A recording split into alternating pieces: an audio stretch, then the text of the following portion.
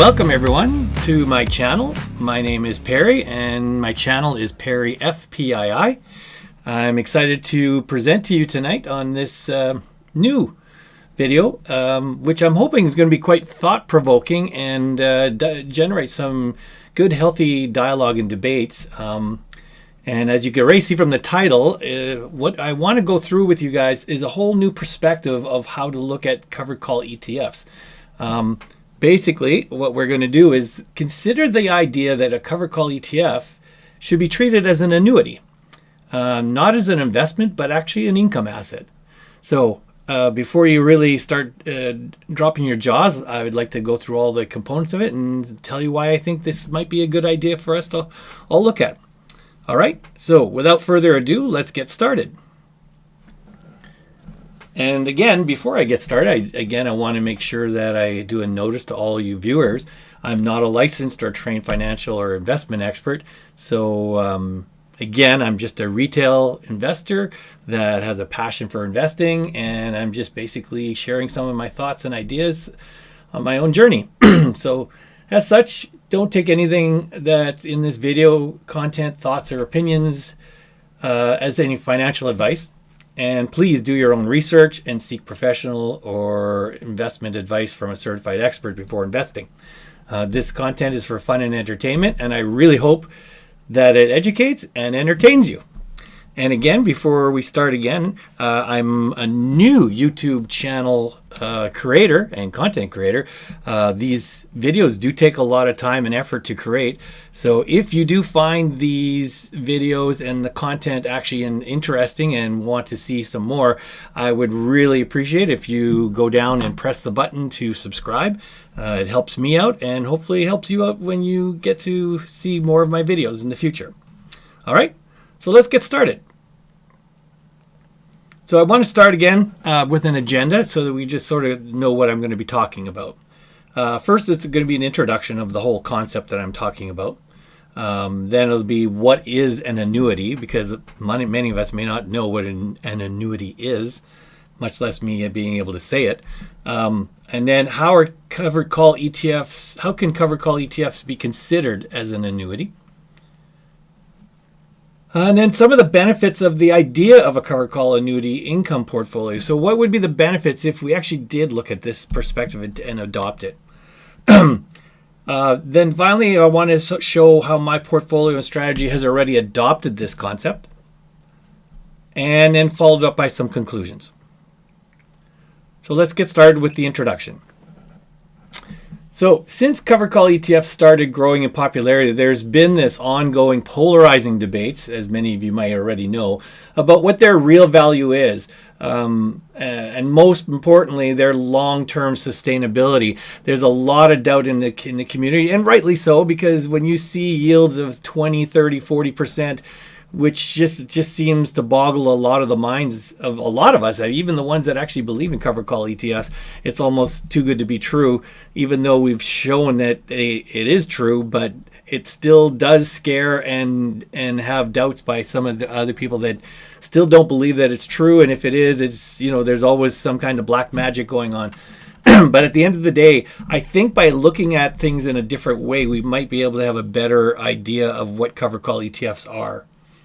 So one thing is, it is well established that covered call ETFs are primarily designed for investors looking for a regular flow of higher yielding sources of income. These are not for anybody focused on growth. I think that is pretty much established. I don't think there's any debates even between growth investors or income investors. If you are a growth investor, you should not be investing in covered call ETFs. Now, there are hybrid investors and those that basically would like a little bit of both, and in that case, there's no problem with it. But just keep in mind that the purpose of covered call ETFs are to generate income. That was what they were designed for, and that's what they deliver. And that's very important to understand, because if that is what covered call ETFs are designed to do, is to provide income, keep that in mind when we proceed further on to this presentation. So For those who have established a passive income strategy, which actually includes a buy and hold philosophy, and I am actually one of them. I believe in buy and hold. Once I buy a covered call ETF, I hold it. The only reason I would sell it is if there's a strategic or tactical reason not to. But for the most part, if I'm buying a covered call ETF, my intention is to hold it indefinitely and with no intention to sell it. If it does happen, that's just because an opportunity came. So that's very important to understand. With covered call ETFs, though, this has basically been a game changer for us income investors, because we can buy these covered call ETFs and hold them. And no matter, even if their NAV is going up and down, they are still producing distributions for us. And so it makes the strategy and the philosophy of buy and hold for us passive income investors quite easy, because they are still producing income, very much like a dividend does for company stock. Yet the debate rages on from covered call ETF non-believers that these investments are short-term, they'll all erode, they're not sustainable, they underperform their underlyings. Yet at the same time, income investors have continued to show great success with them, and covered call ETF's popularity continues to skyrocket. Again, I'm proof that so far my portfolio has shown and delivered that basically these covered call ETFs are delivering on my objectives of generating income on a long-term basis so far. So that being said, I personally know that, as I was already said, I personally know that my covered call ETF, which is based on my covered call ETF based passive income strategy, does work. It works beyond my expectations with proven results. So why is there still some polarizing debates and doubts when we can actually show that it's working? There has to be something missing. And it was bothering me in the sense that it can't be black magic. Maybe we're looking at things in a different way. Like maybe it's because the people that doubt it are not looking at covered call ETFs as in the right mindset.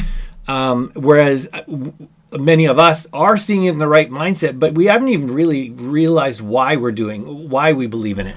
And then that's basically where I had an epiphany over the last few days, my little E = MC square moment for us PII who are using covered call ETFs.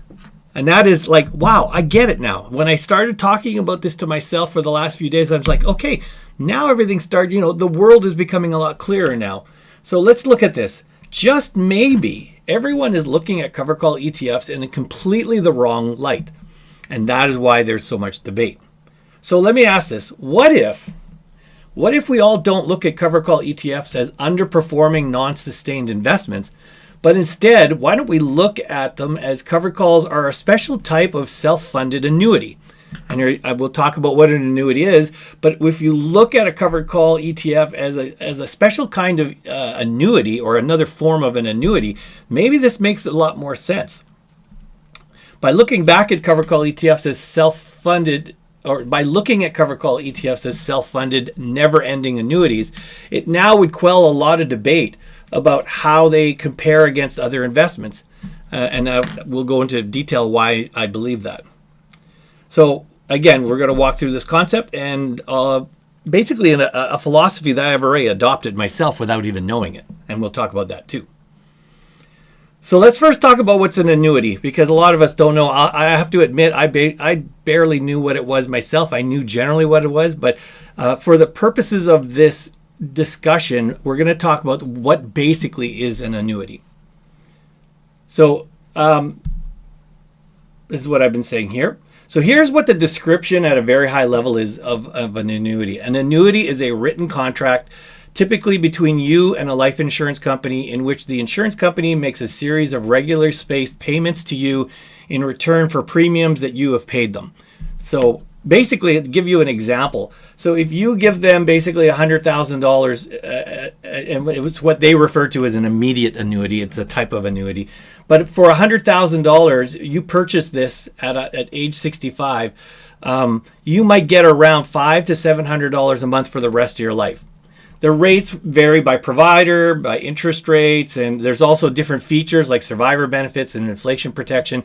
But for the most part, what you do is you give them a block of money, and then they then promise you that for the rest of your life, you will get this regular payment, and they calculate it out and say, okay, for that, you're going to get about $500 a month. Okay? So that's really what it is. And I'm sort of explaining. You pay them a block of cash up front, and then they will provide you a predictable monthly income for life for a fee. It's not really an investment, it's a consumed service. You're paying for them to manage a long-term flow of income. All right? We do not need to really get into any more details other than to understand the basic concepts of an annuity, and we just talked about it above. We give them a block of money, and then they will pay us for the rest of our life a sort of set amount of monthly fees or money to us. Okay, so how can a covered call ETF then be considered an annuity? If we actually said, let's think about it and let's see what it if it can work. So when you look at when a passive income investor prizes a covered call ETF investment in their portfolio, it's because of this. You buy a block of covered call ETF units up front, let's say a 1,000 Coney or 1,000 whatever ETF that you want. Immediately it starts paying you a distribution income every month or every week, depending on what the cycle is. You already know what it is because when you bought it, you knew what they pay. And then unless you end up selling it, it will keep paying you this regular income infinitum. Unless there's some rare, weird scenario that would happen, generally, as long as you hold the ETF, it will keep paying you some form of distribution. It won't be the same amount of distribution because just like dividends and anything else, it could go up and down depending on the markets and depending on what happens. But at the end of the day, it will pay you something every month or every week until you end up selling it. And that could be for months, or that could be for years, and heck, it could be for decades. So the reason I bring this up is all three of the phases mentioned above of when buying and holding a covered call ETF are very typical to an annuity. Instead of buying a block of covered call ETF units, you're basically giving them an upfront block of money for them to start the job of paying you back. And then immediately, if that's the case, in annuities, it could be deferred as well, but let's not get into those details. But if you did something immediately, they would then immediately start paying you a calculated regular monthly fee or monthly income for the rest of your life. And again, similar to an annuity, it's rest of your life. Well, a covered call ETF, as long as you keep holding it, it's a very rare moment if any ETF would ever go under because as long as the underlying is around, the ETF will be around no matter how degraded or eroded it gets. It will still be around. So it will do the same thing as annuity. It will just keep paying and paying and paying and paying. So a buy and hold passive income investor doesn't worry about covered call ETF NAV losses. And they generally shouldn't be worried about it because it remains unrealized unless you were to sell it. Therefore, for the most part, if you are a real pure passive income investor like I am, NAV growth is not really a critical investment metric in the ROI because it would only be an important metric if I ever planned on selling it. Again, there are people that are on the fence on it saying, well, I want to still treat my covered call ETFs as the ability to do growth, and that's fine. But just keep in mind, if you really are buying these covered call ETFs for the purposes of income, and you follow the philosophy of buy and hold, well, growth NAV really has no value because if you're not selling it, you're never going to realize a loss. So that's why I say this is basically NAV growth is not an important metric because you're not selling it. As such, the only metric for a covered call ETF annuity, I'm going to say, is how much monthly distributions it pays out and the cost to buy into it, not invest in it, to buy into it, into this covered call ETF annuity. So what you're really doing, instead of investing, using the concept that you're purchasing an income stream. You're buying an income stream. Now, once you pay for it, it's going to start paying you that income stream, right? And so the important part would be is when you're buying one of these is How much are they going to pay? It might be important to know that, are they going to pay it quite stable, or is it higher risk and it could actually have an eroded distribution, which is, you have to accept it. It's not bad, but you may turn around and say, okay, this is a very ultra high yielding ETF, so it's going to give me a high dividend now, but it could just as easy be 1/3 of that monthly distribution a year from now or 2 years from now. As long as you understand that that's a possibility, it's part of your quote unquote buying decision when you're buying into one of these annuities, right? Even if a covered call ETF annuity shows erosion, it will never reach zero. And I think we mentioned that once before, and the reason it generally won't reach zero is because covered call ETFs are writing contracts on underlyings. So as long as the underlying exists, the covered call ETF will exist. I mean, yeah, you could look at, for example, Tesla from YieldMax. Well, they've already had a reverse split, but look at that. They had a reverse split. It's still around. It's still generating income. It could even do another reverse split, but at the end of the day, it will never go to zero unless Tesla leaves as a company. So for anyone who says it'll erode to zero, it will never erode to zero unless the underlying basically disappears itself. It might erode to a very small number. I'm just hypothetically saying, let's say somehow Tesla erodes to reverse split 2 or 3 more times, and it's only going to be paying like $4 in distribution. But at the end of the day, it will not go to zero. It will always be there. It'll always produce monthly or weekly income, whatever that ETF does, but it will never reach zero. So if it doesn't ever reach zero, it will keep contributing some income to your portfolio, even if it is eroded. It will, and even if its distributions have declined. If you hold this thing for 3 or 4 or 5 years and it has eroded 70%, again, it might be an old dog, but it's still going to be delivering you some income. So as long as you hold it in your portfolio, yeah, you're not going to get the 80% yield that you used to get, or that $4,000 a month. You might only be getting $500 a month.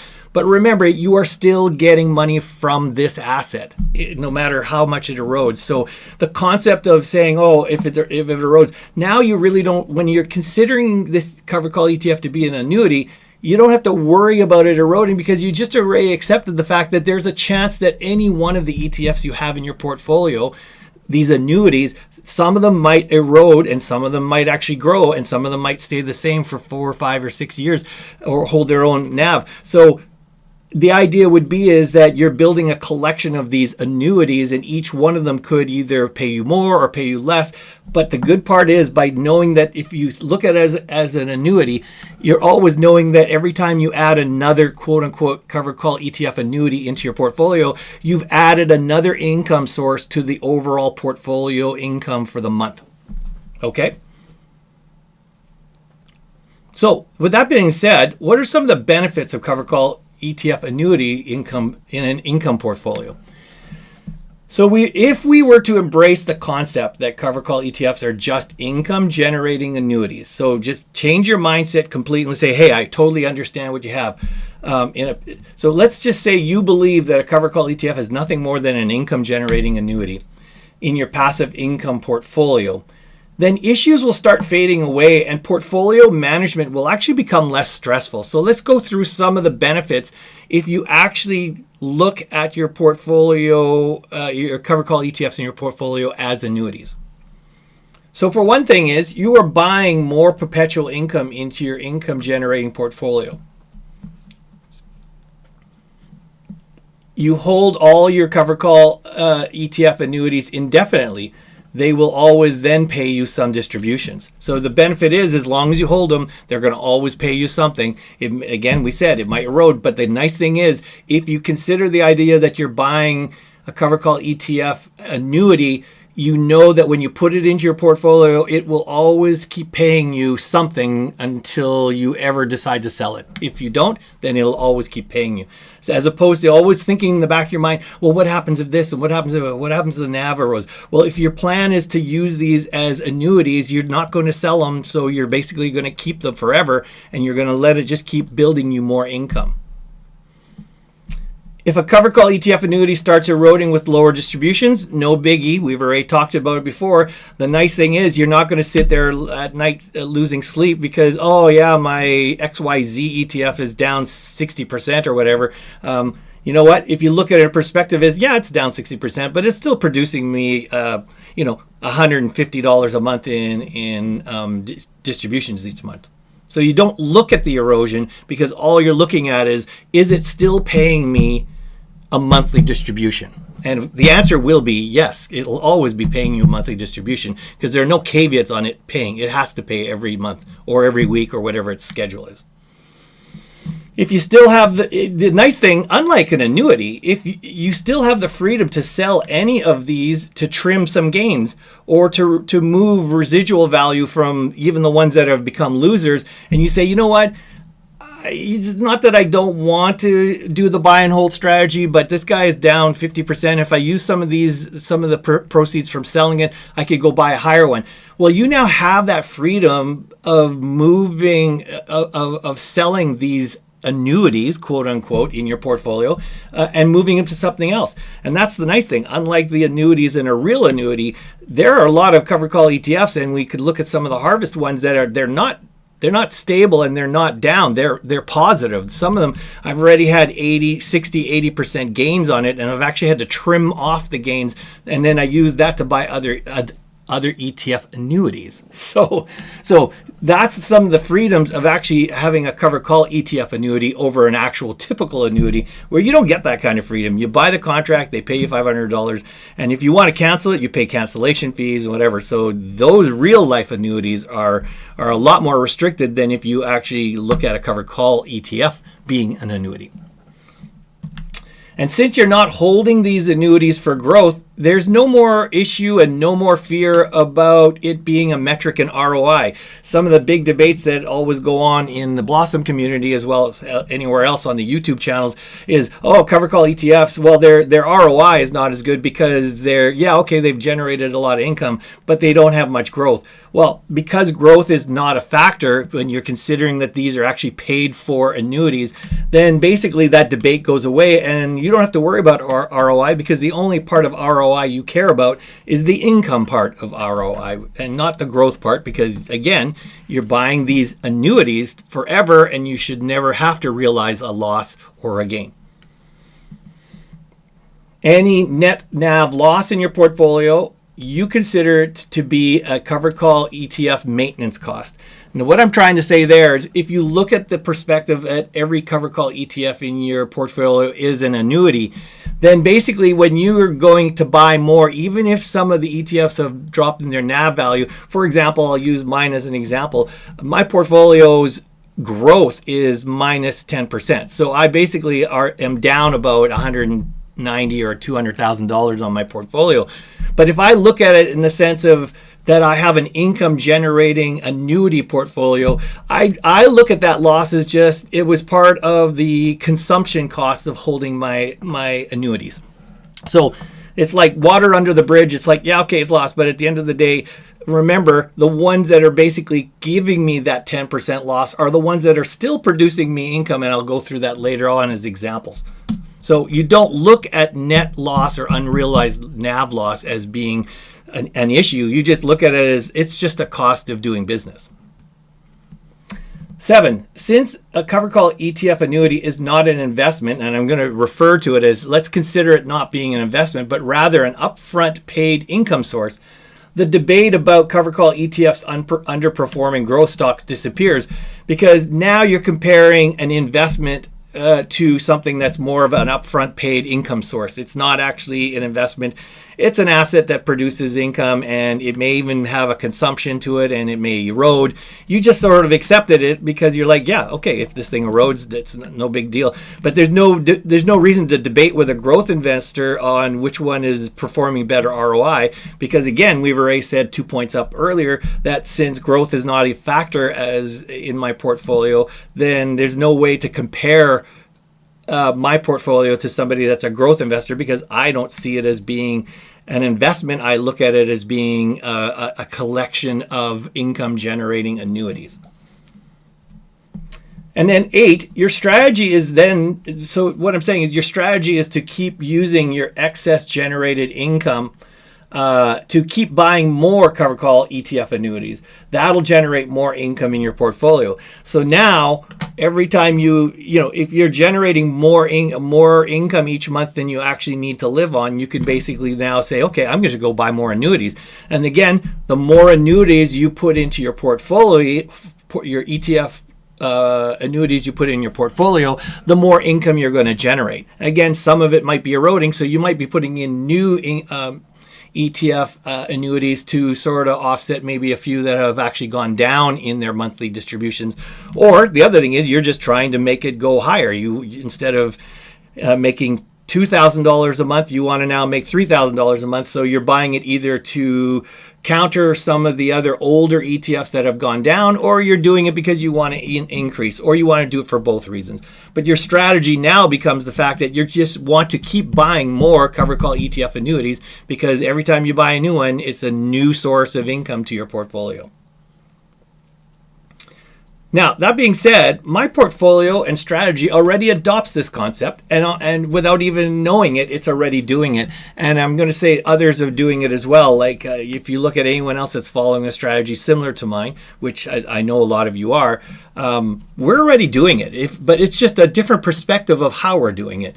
And so that's the neat part about it. There's nothing we have to change. We don't have to change structure in any way. We're already doing it. We're just looking at our portfolio in a different view. So, and that's what I want to try to say is like, I've thought through this philosophy for the last few days now, and I realized that my portfolio has already 100% adopted it. So I don't have to make any changes. My strategy is just a lot more simple now. So even though my portfolio, and I'm going to mention, we're going to talk about this in more detail. Even though my portfolio has declined about 20 or 10%, I now look at this as just being a covered call ETF annuity consumption and maintenance costs. I don't look at it as losses anymore. So if my book cost is 1.8 million and my current market cost is 1.6 million, so let's say it's $200,000 down, I don't look at that as a loss now. I just look at it as it's just a cost of doing business. It's just my consumption costs and maintenance costs. Now, the nice thing about this is if all of a sudden some of your covered call ETF annuities decide to pick up their game again and regrow in NAV, the nice thing about these maintenance costs is that they can actually reverse. They can go back up, and instead of having a 10%, you could have actually regained 100,000 of that 200,000 back. So the nice thing is it's one of these maintenance costs that actually could come back and pay you back, if depending on what the markets do and what your ETFs are doing. And my strategy for me is I'm going to keep reinvesting excess distributions.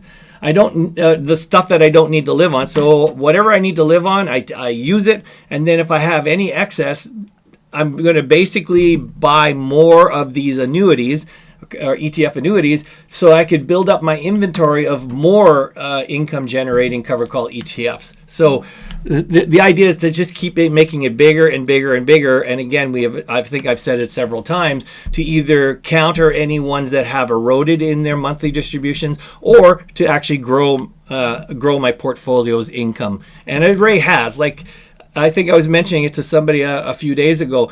If I look back in January 2024, my portfolio wasn't that much bigger or now than it was then. Yet back then, I was generating $20,000 a month. I am now generating over $40,000 a month. And yet my portfolio hasn't really changed much in the last year and a half. So clearly, if you look at the fact, what was different that over the last year and a half, I kept on buying more of these covered call annuities.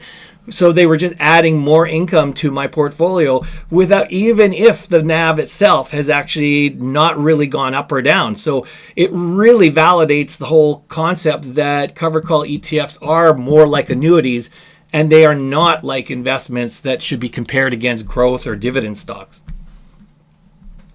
And my portfolio keeps slowly increasing. My portfolio income generation, by my income generation on my annuities. So as I was just saying, I'm actually beating my slide sheet here. So I sort of said this already, is the fact that even though my portfolio has not grown much in NAV, it has grown by far in income per month. So So what I want to do, just so that I could just add a little bit of reality behind this concept, just to say that my portfolio is already doing it, I'm going to switch over quickly to my lovely overcomplex spreadsheet and actually just go through a few points to show what I'm trying to say here. All right, so this is my spreadsheet. This is my portfolio tab. So these are all my accounts combined, and you can see all my holdings from Athabasca. These three up on top are just shares, so they don't count. So my ETFs are anything from number one HYLD all the way to Coney, and they're all generating some type of income. So if I'm going to go over here, I have a lot of complex things on saying what their yield is and stuff like that. But the important thing to look at here is what is my current and average monthly yields. So, for example, right now, Coney is generating me about 3,200 on average, or 3,700 in the last month. The reason I want to bring this up, so Coney is a good example of one of these that, okay, even if it's got a lot of NAV erosion, if you look at these as actually annuities that are keeping on paying, then it really doesn't become a problem. Though if you look over here, I'm just going to go over here, you could see, thanks to the Taco Friday that happened last Friday, you can see that my NAV on Coney is down 63%. So I paid $101,000 for it, and I'm currently at $37,000. So this is a perfect example of an ETF that follows this, looking at this perspective. I'm down 63%. And I should be basically not sleeping at night, because I should be saying, oh no, this is terrible, right? It's like, oh, what am I going to do? This dog, I should get rid of it. Well, no, because here's the thing. If you look at it as an annuity that keeps paying me, you could see, for example, some of the days it was, these are my monthly payments that are coming in for Coney. I've had it up to $5,000. I've had it down to $2,100. It's been up at $6,000. So yeah, unlike a real annuity that pays you a set fee of $500 a month, this one, of course, none of the ETFs are going to generally do that. Most of them are going to be all over the place. The Canadian ones tend to be a lot more stable. But if you look at it, even at the level it's at right now, so even being down 67%, look at how much I'm still bringing into my portfolio every month. So if that's not telling you that the covered call ETF is more acting like an annuity than it is actually an investment that you're comparing it to, this tells you right there. So I'm down 67%. I'm still generating, a monthly income of this thing is $2,000 to $3,000 to $4,000. And again, I can look at my ROI and say, oh yeah, my ROI is 22% only because I have a 63% loss. But again, if I eliminate that, I've made more money. It's still in a positive because I've made more money from distributions than I've had in losses. So that's a big factor I want to use as an example of looking at cover call ETFs as annuities, because Coney is the poster child example of saying, look, I don't lose any sleep at all because I know in 4 weeks it's going to pay me another $3,500. So, and I know in a year from now, even if Coney were to slip down and actually do a reverse split in a year from now, and let's say it's now only producing $1,500 a month, it's still $1,500 a month. I have not added more cost to let Coney do that. I paid all my fees for that annuity right up front, and I don't have to pay anything more for Coney. It's going to keep paying me. And the reason, and it's going to keep growing in the amount of distributions it pays me. The reason I'm going to say this is, I'm going to look over here. There's another metric to look at, and that is years to full recovery. So what's going to be a neat factor if you all consider your income strategy to be basically cover call ETF annuities, is that a major milestone will be that when that one covered call ETF annuity basically pays out so much distributions that it actually paid your entire initial investment. And again, I refer to this as house money. So you could see Coney, even as bad as it is, Coney is 86%. Not 86%. It's 86% completed. If it's got another 14% left before it will actually pay every penny that I've paid into it in distributions. So the neat thing about that is once I reach house money status for Coney, every time I get another check from Coney after that month, that will literally be pure house money. It's profit that's paid beyond how much I actually invested in that annuity. It's basically going to keep paying and paying and paying. So that's what's really cool, is that the house money status is going to be a neat factor to know when you actually look at the perspective of your income portfolio being a whole deck of annuities here. All right. And again, you could also look at the fact that you've got other ones where I basically aren't in a loss position. You have some of your quote unquote annuities that are basically up 38% or 15% or 26%. So if you look over here, they're not down, they're actually up. I can actually use my quote unquote annuity, trim off some of the profits and move it to buy new ETF covered call annuities somewhere else so I could generate even more income. And I actually did do that in last month when I actually sold I trimmed off the gains of CNYE, PLTE, call and bank, and I bought a whole bunch of HUI. Now I've now got HUI that basically used the profits from all of those. I didn't pay anything for it, and I'm now going to be realizing as of this month, based on projections, another $6,000 or almost $7,000 a month is going to be actually generated in my portfolio because I bought another covered call ETF annuity using the profits from an annuity that in theory is not supposed to go up in anything, but it has, and I actually used the profits and actually bought more annuities to generate even more income. So that's why I really like the concept. And that's about it for my examples. I'm going to go back to my spreadsheet or my presentation. So I really want to conclude. I think I've talked this to death, and I think you guys are really grasping what I'm trying to say. So what I want to say is I know this is a radical concept to look at covered call ETFs not as an investment, but as a paid for annuity. It is radical, but instead of closing your mind to it, I really invite all my fellow retail investors to actually look at it in a different light. But for all us passive income investors, looking at covered call ETFs from this perspective will also likely make you executing your portfolio a lot more simple and a lot less stress worrying about NAV loss, because now if you look at them being paid for income sources, for all of you like me that are passive income investors, if you look at it in this perspective that you're just buying a bunch of annuities and you're just keeping on buying more of them so you can generate more income, it's actually going to change your perspective, and it's going to let you sleep better at night knowing that a NAV loss is not a big deal. It's actually going to be looking at what a lot of us already look at that, and that is that when we see the markets go for a big downturn, we look at, oh my God, we can now turn around and buy a bunch of our annuities at a much lower price. So that's something we've got to consider. Oops. This concept does not technically change my portfolio, but it does fully explain why my portfolio has been working despite all the arguments against covered call ETFs. And I know this will likely generate a lot of debate, and that's good. I'm hoping this actually generates a lot of debate. I'd love to hear it, so I'm going to be posting this in the Blossom community as well as on my YouTube. So I'm really looking forward to this. I want to thank you all for watching, and I hope this concept makes you all think about how it might actually work for you.